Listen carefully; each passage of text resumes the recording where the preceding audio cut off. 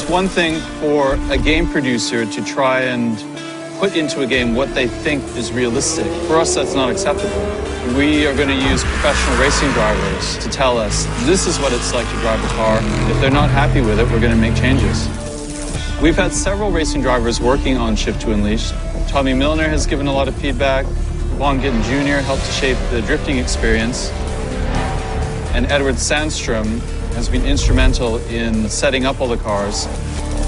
Racing isn't sterile, it's gritty, it's violent, it's exhausting. We wanted to immerse players into that real environment.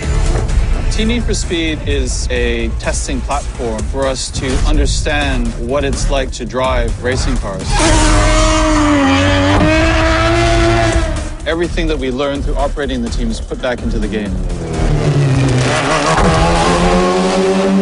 Nobody ever gets to experience my cars but me, and that's something that I've always wanted other people to get to experience. You know, it's kind of hard to just grab somebody and say, here, jump in this 1,400 horsepower all-wheel drive maniac machine. But something like this, you guys have actually captured what it's like, the sound, visual. You can see everything that's going on, seeing the fireballs come out of the exhaust and the hood. To me, it's amazing. We have the most advanced physics system ever released in a racing game. What we're doing this time is putting telemetry directly into the game. Here we've got the tire temperature and suspension information. The size of the circles indicates the amount of weight on each wheel. The color of circle indicates the amount of grip remaining. If I go over some grass here, you'll see that green square moving up and down. That's dynamic and real time. We're measuring this 360 times per second. The realism of the actual tracks, what we as drivers actually see, is the most amazing thing. Driving at night feels like you're going twice as fast. You lose almost all your references, and you just sort of drive blind at that point.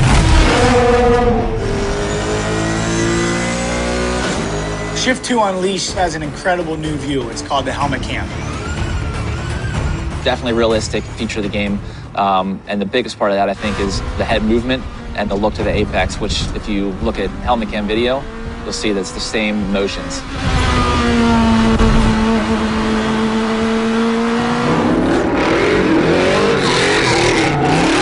In drifting, we're actually looking out the side windows. So once the car gets sideways and you're turning, you move your head to see where you're going. It's very realistic, really puts you in the driver's seat.